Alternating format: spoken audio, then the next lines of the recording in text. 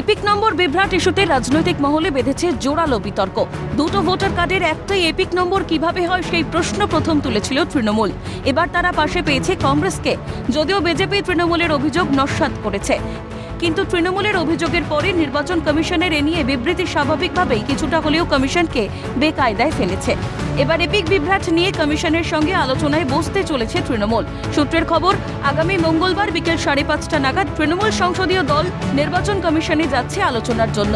প্রতিনিধি দলে থাকবেন রাজ্যসভায় তৃণমূলের দলনেতা ডেরেক ওব্রায়েন, সাকেত গোখলে, সাগরিকা ঘোষ, কল্যাণ বন্দ্যোপাধ্যায়, কাকলি ঘোষ দস্তিদার সহ অন্য সাংসদরা।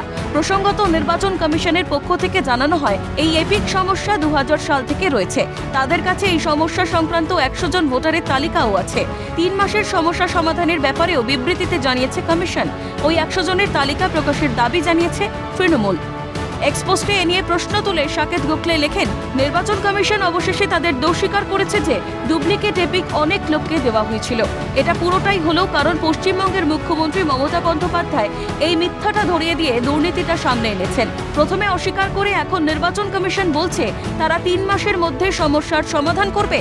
এ নিয়ে খুব অবিশ্বাসযোগ্য সাফাই দিয়েছে কমিশন যে এই ডুপ্লিকেট এপিক হয়েছে গত 2000 সাল থেকেই, কারণ রেজিস্ট্রেশন অফিসাররা ভুল আলফা নিউমেরিক সিরিজ ব্যবহার করেছিলেন।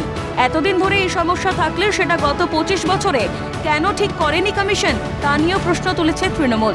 দিল্লি থেকে ইন্দ্রাণী দাশগুপ্তের রিপোর্ট, ক্যালকাটা নিউজ।